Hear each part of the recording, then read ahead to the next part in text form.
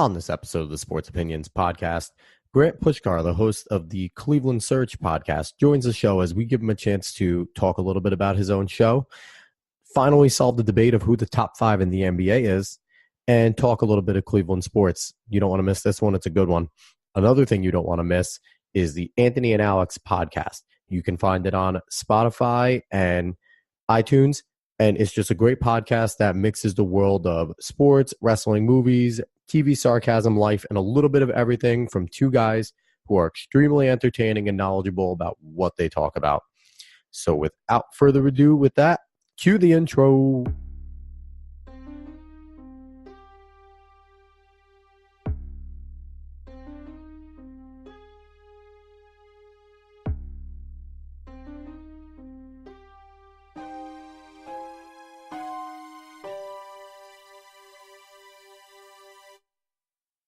What's up, sports fans, and welcome to the Sports Opinions podcast. I'm your host, as always, Alex Cuesta, and on today's show, we're going to do something a little different. We're going to have a little fun. There is a podcast network that I am happy enough to be a part of. I was invited to. It is the Overtime Heroics Podcast Network. It's a group of 50 plus of us who are just sports fans in any sport, whether it be wrestling, baseball, general sports like I do here. And we're all together really just trying to bring each other up. Quick aside about Overtime Heroics. You've heard me plug them before. OvertimeHeroics.com. Great website just for sports articles in general. When you first get there, a lot of great writers, a lot of super talented people. A bunch of the podcasters actually write for them. I believe who I'm going to have on today is going to be premiering an article on there, which is awesome. You're all going to want to read it after you hear him talk on here because he's a beast. And then if you go into the forum section, it's another great spot where a bunch of like-minded sports fans can all talk. So OvertimeHeroics.com, the forums, it's all great. But back to the network. One of the things I want to do on this show is once a month, I want to be able to bring out some of these awesome podcasters and their shows that I get to talk to all the time and kind of give them a little spotlight and let you guys hear them, hear their sports knowledge, hear how good they are. So we'll let you go in and transfer some of my listeners and my fans over into some other great shows. And with me today is Grant Puskar. He is the host of the Cleveland Surge podcast, another Cleveland guy. I know, Grant, you happen to be my third Cleveland guy on my show so far. How does that make you feel that Cleveland is getting represented strong? Wow, that's awesome. You love to see, especially for me as a diehard Cleveland fan, you love to see guys like you getting other Cleveland sports guys on your podcast and getting everyone out there. Yeah, I've come with the assumption that in Cleveland, there's only really two things. It's sports and drinking. So there's not really that much besides that to do. Now, before we get really into the nitty gritty, do you have any social media plugs you want to give about yourself or the Cleveland Surge podcast? Oh, yeah, for sure. So my name is Grant Puskar. I'm the host of the Cleveland Surge podcast. I upload new pods every Tuesdays and Fridays at 10 a.m. You can find those. I tweet out the link on my Twitter at Grant Puskar, Puskar with the underscore at the end. I tweet those out, and then I also am now writing. I started writing this week. I released an article today, like you mentioned. So if you guys would check all that out, I would greatly appreciate it. Definitely go check it out, and definitely check out the Cleveland Surge podcast. I listened to episode 11 today. I really liked it. Now, tell me a little bit about the show, because like I said, I want to highlight the shows that we're doing. And I made the joke that there's only sports and drinking out there, but sports is definitely a way of life out in Cleveland. I think it's a way of life out in Ohio in general. But the Cleveland faithful are strong. You have to be strong with some of the sports teams and the things you guys have to go through. Tell me a little about the show. What made you want to start the show? You're in your inception still, but I feel like if you continue to go, you're going to go strong and you're going to make it pretty far. Tell me what made you want to do the show and where do you want to be? What do you want fans to know about your show? Yeah, so first of all, thanks for those kind words. I appreciate it. But so growing up, I've always been a diehard Cleveland sports fan. Same goes for my dad. He's grown up as a Browns fan his whole life, and he's 43, so he's gone through a lot more misery than I have. The best season I've got to experience was the 2007 season with Derek Anderson, Jamal Lewis, Braylon Edwards, all those guys who went 10-6, and we still didn't make the playoffs. That was the best year I've got to experience so far. But the Cleveland Surge podcast is really just I cover the Browns, Indians, and Cavs. I'm going to be doing that year round, and I also touch on the big sports debates that are just hot around the world. Like I covered the LeBron and KD debate, which, for your information, LeBron is way better than KD, and it's not even close. Today in episode 11, I covered the draft lottery that happens this coming Tuesday, where I covered kind of who the Cavs should take. Obviously, if we get the number one pick, we should take Zion, in my opinion. But other than that, what the other bad teams in the league, where they should go with their draft picks and stuff like that. So I really stick to the Browns, Indians, and Cavs. But then I also cover like the big sports topics, like I said. Yeah, you obviously have your Cleveland knowledge. Listening to you today, it was very basketball heavy, but you do have the knowledge of the general other teams. And I'm a Brooklyn Nets fan. I'm a Jets fan, Yankees fan. So it's interesting that, especially in the podcast spectrum, we can all show our slant a little bit, because that's okay. It's not like we're a part of a big national broadcast syndicate where we kind of have to stay objective. And even now, it's pretty popular if you're in a certain region to still show that slant. So it's cool to hear all your knowledge that you have about today in basketball. And I think every Cleveland fan has definitely become knowledgeable about the Browns now, because they are going to be a good team. Before we talk about any sort of football, I do want to jump into NBA a little bit. You were NBA heavy today. We will touch on the lottery later, but I want to do a debate. You said you're cool with sports debates. You specifically mentioned KD and LeBron, but I want to expand that. I want to talk about the NBA top 5. A lot of people love to talk about Mount Rushmores. I want top 5 because 5 is a cool number to me. And I'm going to give you my top 5. Then you could tell me whether or not it sucks or you agree. And then you can give me your top 5. And then we'll kind of take a look at who's knocking on the door of getting there. So my top 5, I completely agree with you. I think LeBron's on another galaxy, still in his late stage of his career, on another galaxy from every other player in the NBA. And then I have Kevin Durant sitting on another planet. He's that much better than everybody else. 3, I have Kawhi Leonard. And I think people might get on me, but he's been showing in the playoffs and reminding people that when he was on San Antonio last, before he got hurt, there was a good chance they beat Golden State. So he's coming back and showing that by carrying the Raptors. And number 4, I have Giannis Antetokounmpo. I think he's done enough to put himself in the conversation of the best players in the league. And number 5, this is going to piss people off, but I have Uncle Russell. I have Westbrook in there. People are going to get mad that I don't include Curry, that I don't include Harden. Harden's going to be a big one. But I have 2 things that I need. Number 1, you need to be more than one trick pony. And I love Steph Curry. Golden State's been my second favorite team since I was a young kid. But he's a 3-point shooter that wouldn't be able to drive the lane in the 90s. And the other criteria is you got to attempt to play defense. And James Harden has never played defense in his life. So that is my top 5. How badly do you hate it? And what is your top 5? So we have some similarities in there, and we have some differences in there. So my number 1, like you said, we're on the same page here, is LeBron James. He's always been on a whole different just planet. Like, I mean, put in the words that you said, he's always been on a whole another level than anyone else in the league. He's put himself on this platform where no one playing to this day right now can reach it. I will be able to admit, I hate saying it, but Jordan is better than LeBron right now. But I believe if LeBron gets 2 more championships in his career, then I'll put LeBron ahead of Jordan. Number 2, my number 2 in the top 5 is Giannis Antetokounmpo. Wow. I just think, I mean, he's my MVP this year, flat out. His size, his athletic ability, just everything that he can do. And he's working on his 3 right now. But like, if you watch him play, and if other you guys watch him play, no one can stop him. He's literally unguardable. And if he can just get in the gym this summer and throw up 500 threes a day, no one's going to be able to guard him with a consistent 3-pointer. He's that good. And I think he still has tons of room for improvement because of how young he is. And I still feel like he can grow. Number 3, I have a tie between Kevin Durant and James Harden. So those will be my 3 and 4. I don't really know where I put them, like if I put one ahead of the other. But you've seen Kevin Durant. He's the leading scorer in the playoffs this season. He's been on a tear. He's been unstoppable as well. He recently got hurt, and he's out for the rest of the series. And I personally think that the Rockets, James Harden led, will come back and win that series in 7. I don't even have Curry in my top 5. My number 5 guy is Kawhi Leonard.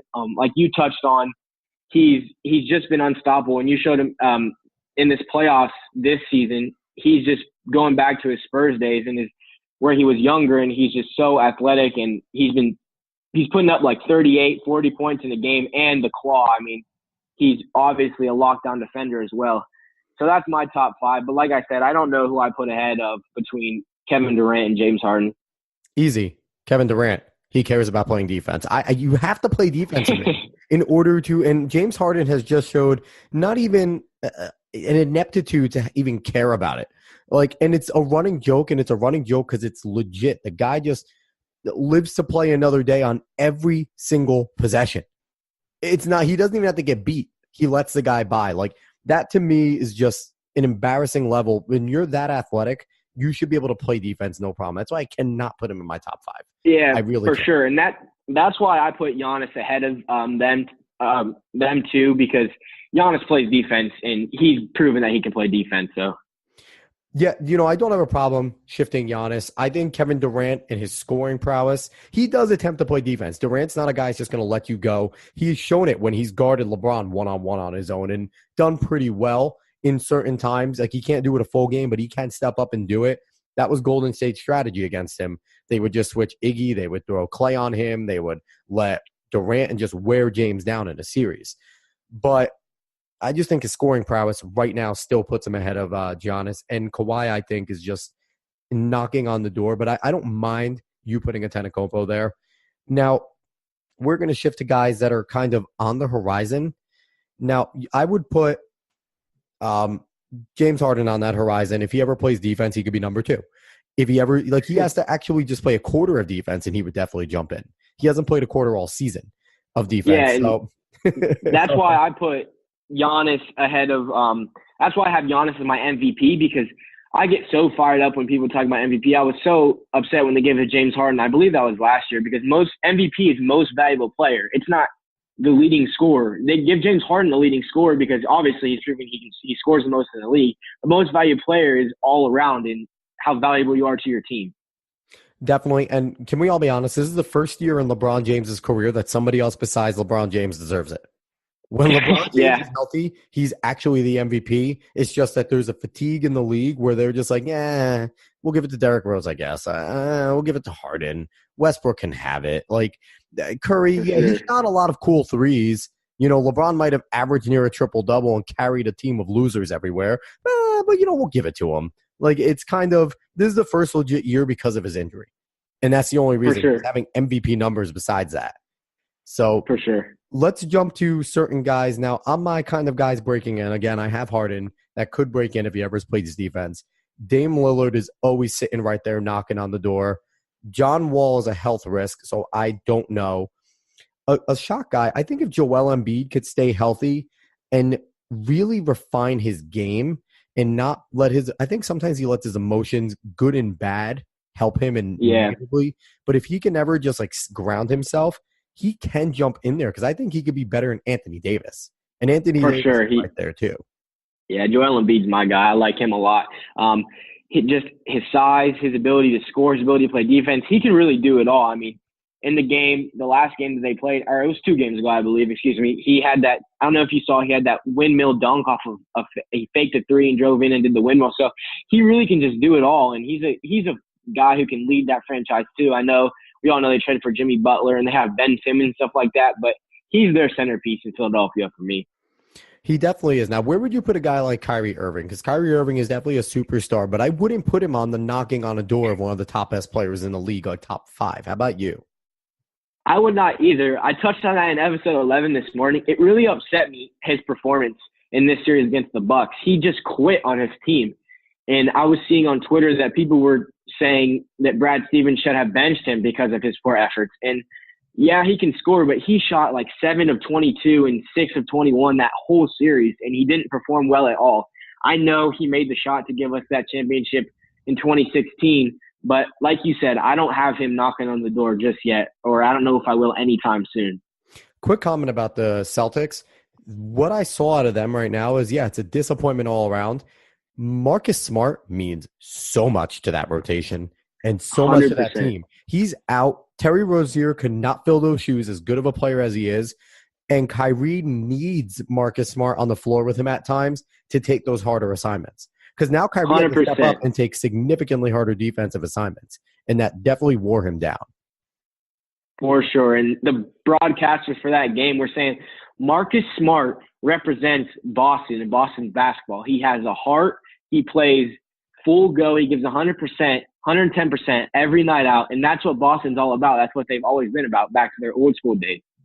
Yeah, and to give a Cleveland comparison, he's the Matthew Dellavedova, where I think Marcus Smart's more talented than Matthew Dellavedova, but in terms of just the pure grit and the hustle and the getting in people's, getting up in people, not being afraid to play defense and take the toughest assignment on the floor, that's my comparison. If you're going to go Cleveland, and your fan base can kind of get, that comparison there. That's a great comparison. They both do play with that grit that you said. And even when we traded for Delly, we gave up George Hill. The fans were going crazy. They called it the return. They tried to resemble it as from the LeBron return, but it's a Delly return because he's a guy that the fans love, and he gives his heart out and plays his heart out every night that he steps on the floor.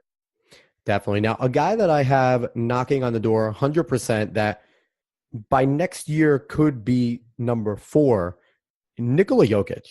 Nikola Jokic has showed that he has the ability to be a focal point player in Denver. I actually love everything about his game, and I was talking to a buddy of mine at work, and he said if Nikola Jokic had an iota of actual athletic ability, he'd be top 3. What do you see with Nikola Jokic, and if he continues to progress this way, will he be talked about amongst the top 5 players in the NBA? I don't believe top 5 players in the NBA, but I definitely think he'll be top 10 for sure if he's not already top 10. He's been putting up triple-doubles left and right in the playoffs. Not that I'm a huge guy on triple-doubles because I'm not, but he's led that Nuggets team, him along with Jamal Murray. Jamal Murray's another guy he's a young talent that if he really develops and continues to develop, he could be up there in the top 10 or 15 in the coming years because he's been playing lights out as well too. So, but Jokic, he's just been playing at another level this postseason. I personally hope that they get that Game 7. They can take it to the Western Conference Finals because he's been playing his heart out. In that one game against the Trailblazers, I think he played in that 4 overtime game. I think he gave them like 65 minutes, if I'm correct. So, yeah, he gave them a lot. And I'm just going to throw 2 other names out at you, and I just want to hear your opinions on where they are now. Anthony Davis was in a lot of people's top 5s to start the season. I think he was right there.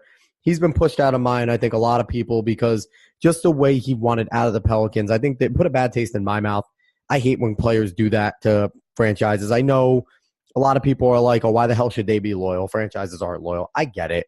But to do that to your teammates in the middle of the year and all that crap, knowing you have another year, I thought that was a little childish, put a bad taste in my mouth. But Anthony Davis is a guy that I think can carry a team. He's shown that he can carry the Pelicans, and he could be a focal point. And another player, he was hurt all this year. He's going to be hurt a good amount next year.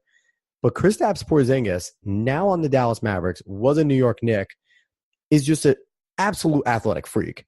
And he could score. He plays defense. He's aggressive. He is a leader. He can be electric. If he's healthy, I feel like he's a guy that can be knocking at the door in terms of young talent. Give me a little bit about both of them. And also tell me where you think Anthony Davis is going to end up at the trade deadline next year. For sure. So starting off with Anthony Davis, like you said, that move to request a trade in the middle of the season, it's just flat out weak. You hate to see it because it just derails the locker room. It creates so much tension, and no one believes that you want to be there. Obviously, you don't because you requested a trade. And the fans were booing him every time that he stepped foot on the court ever since he requested a trade and all those rest of the games in that season. So just wait till the season's over and then say, okay, will you please, out of disrespect to the fans and out of the organization, and like you said, I get the franchises aren't loyal, but still, just wait till the season's over. But he has shown that he can carry that Pelicans roster and that Pelicans team. He's definitely on pushing the edge to my top 5 once he plays a full season where he's not worried about, he wants out of his team, where he can be on his team for a full year and just stay with those guys. But Porzingis, I'm not a fan of Porzingis. I don't really have him anywhere close to my top 5. Ooh. I don't know what it is. I just think he's lengthy. I don't think he plays with as much heart as he should. I don't really know. I don't really know too much other than that. I just don't. I'm not a huge fan of his. All right. Well, and it's interesting because I like Porzingis. Even though I'm a Nets fan, I liked him when he was on the Knicks. So I don't know. But all right. So now we're going to switch gears to something where here is the absolute preview of the Cleveland Surge podcast. We are going to talk some Cleveland sports. Now, like I said, people are being spoiled. Last week, I had Jay Crawford on, and Jay Crawford obviously is a Cleveland guy. And he, talks some Cleveland stuff. But we're going to get it again. We're going to rehash it here. We're going to talk about all the three main Cleveland teams, the Indians, Cavs, Browns. We're going to start off with the Indians. They are the team that is currently playing.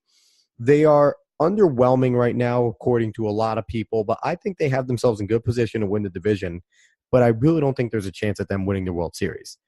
What, besides Frankie Lindor, who's an absolute monster, what right now can this team do, maybe come trade deadline or even offseason looking ahead, to put themselves in a chance to get back into that championship scene? It wasn't that long ago they were in the World Series.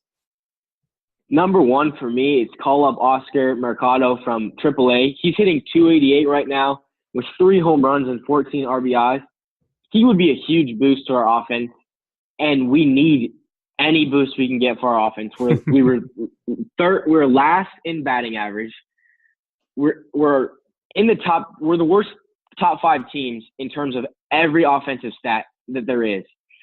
So Frankie, we know he'll be at the top of the lineup. He'll be contributing all the time. He's just that consistent. We need to pay him, and if we don't, that's a whole other story.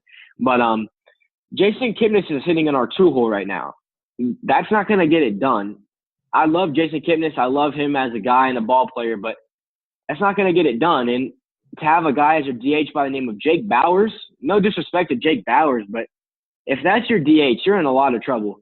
We've had Carlos Gonzalez as our DH for some games, and we've put him in the outfield sometimes. So we'll see. Jordan Luplow, 2 games ago, had 2 home runs in 1 game. He's a guy who could help us out a lot. No one really expected him to perform at the level that he's performed in the minimum chances that he's gotten this year. But if he can solidify a spot in that outfield, then our offense could end up picking up the pace a little bit here and score more than 2 or 3 runs a game. Yeah, you definitely need to score more than 2 or 3 runs. And I'm a Yankees fan, so right now I'm going through the gauntlet in terms of injuries, and they're staying afloat.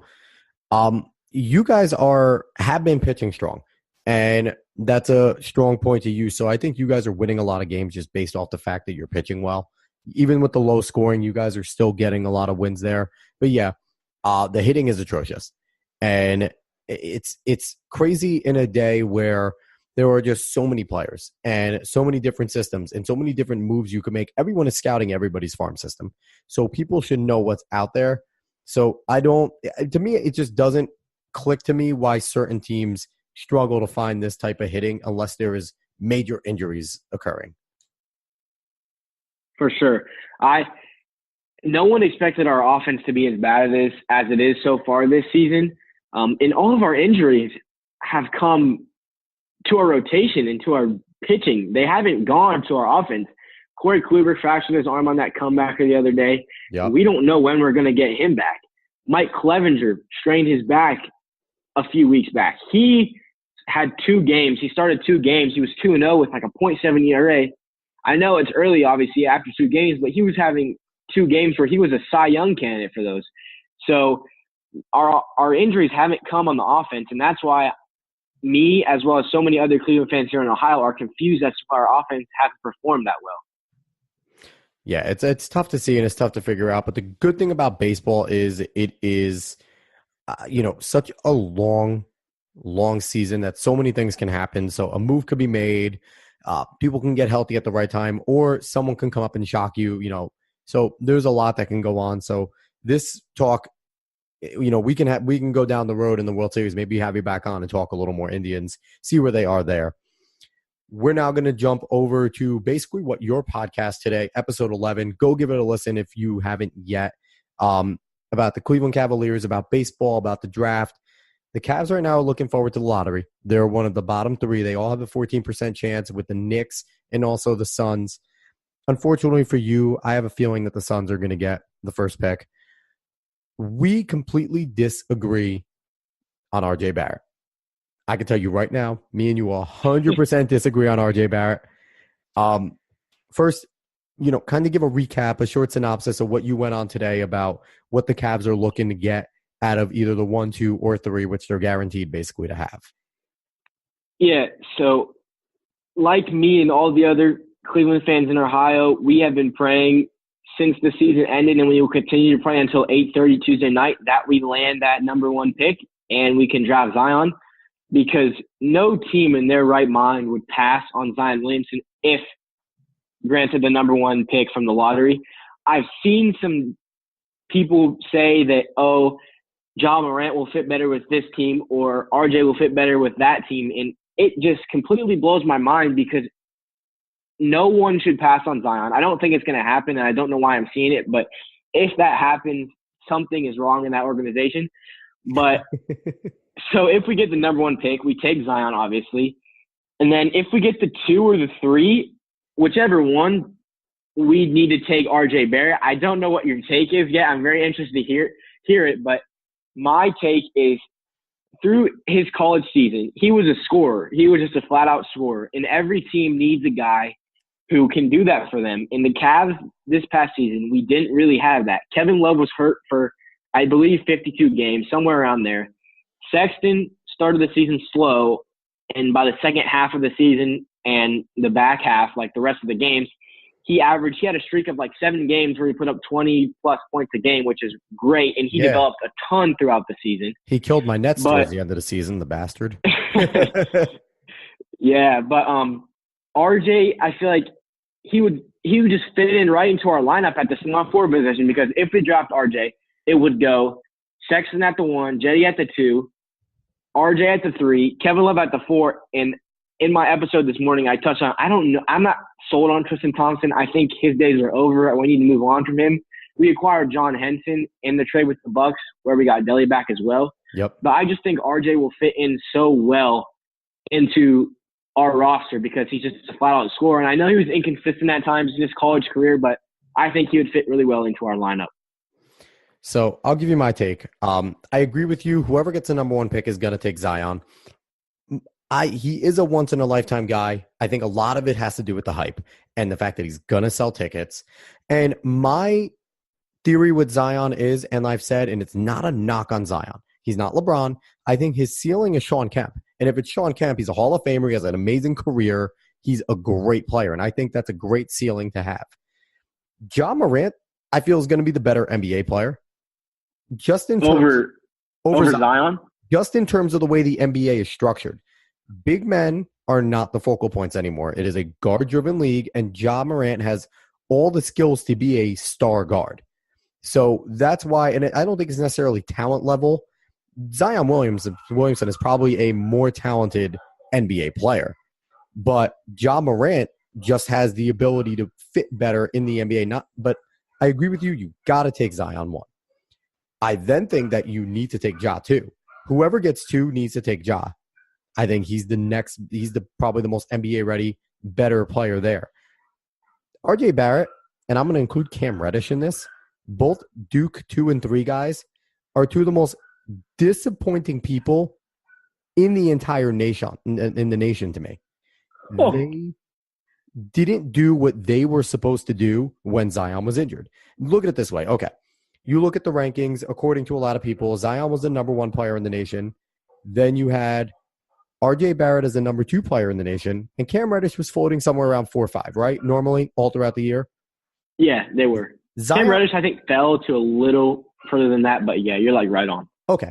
Zion Williamson goes down. You would assume that the next 2 players that are your stars are the number 2 player in the nation and 5 through 10, whatever it is, would be able to carry and still dominate teams.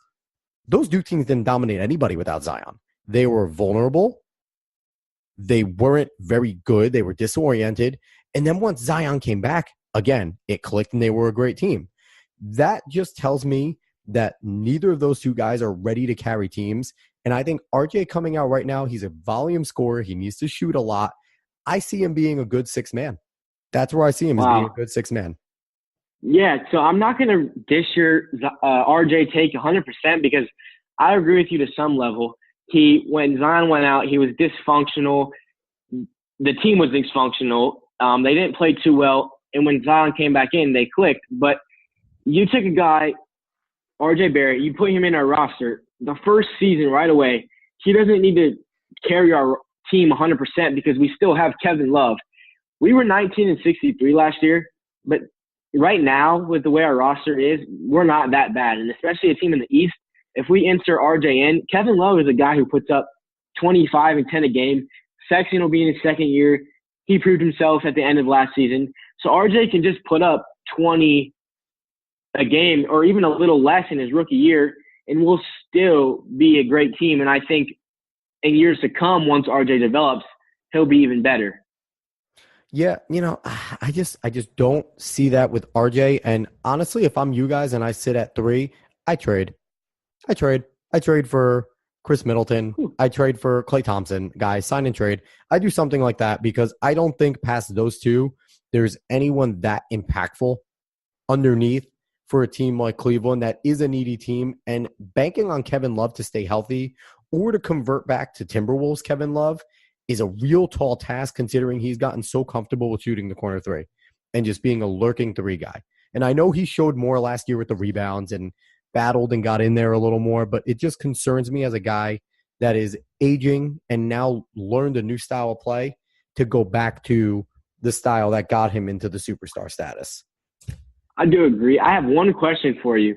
So if we do draft a guy, John Morant, let's say, what do we do with Sexton? Do we trade him? Do we just put Ja at 2? What do we do? I think you got to see how they mesh, but the 2-guard system has proven that it can work. And the 2-point guard system, look at my Brooklyn Nets. My Brooklyn Nets, D'Angelo Russell, Karis LeVert, Spencer Dinwiddie, towards the end, and especially late in the season when they were all healthy, showed that they can click with a 3-point guard system. So with the way the NBA is played with a bunch of wings and, small lineups, that is definitely something that's feasible that could work. For sure.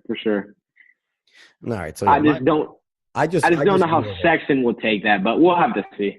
I don't think Sexton has a choice. He's a second-year player. That's true. Yeah, so that's my take for the lottery. I'm honestly hoping either you guys or the Suns get it because, God, being in New York, I don't want to hear the Knicks fans talk.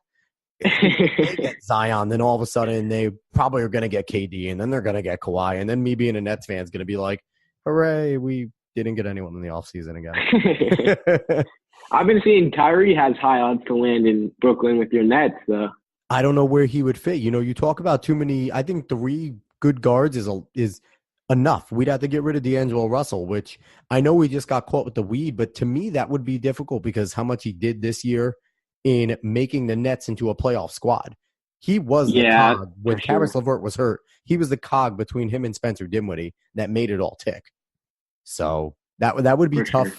And I'm going to write something for my blog, the Sports Opinions blog, and I'm going to kind of let the beans out, kind of a cautionary tale in bringing Kyrie. We've done this once before. His name was Darren Williams, a guy who's injury prone with amazing handles, can pass the ball and can score, but shows that he's not a great leader, which Kyrie has shown in Cleveland, that he's not a great leader. And I'm sorry, I know you guys loved him in Cleveland. You were still the worst team in basketball when he was your superstar in Cleveland. So it just shows me a lot about a guy when that occurs. So he just kind of scares me. So that's me with Kyrie. I kind of want to avoid Kyrie in Brooklyn. Yeah, I like D'Lo too. Came from Ohio State. I'm not a huge Ohio State fan. I wouldn't even consider myself really a fan of Ohio State at all, actually, living in Ohio. But I would stick with D'Lo. Yeah, definitely. All right. Quickly, right now, I just want to do a quick thing. Browns record for the year. What are you calling? 12-4. 12-4. That is ballsy. Who are they losing to? We're losing to the Patriots. I'm trying to think. We're losing to the Patriots. I think we lose to the Rams on Sunday Night Football. I'm going to definitely be at that game, so I hope we don't lose, but we're going to lose that one. We're going to lose one division game this year, and I believe it's going to go to the Ravens. I think we're going to sweep the Bengals and the Steelers. And then that fourth loss, I believe it will come late in the season. I'm not sure who it will come to, but I believe that fourth loss will be late in the year. How are you guys going to lose to the only team in the division that can't pass?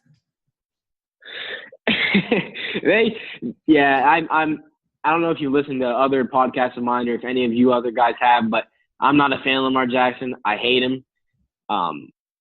They added guys like Mark Ingram, Earl Thomas, so we'll have to see. But I think it'll be hard for us to completely sweep the division this year.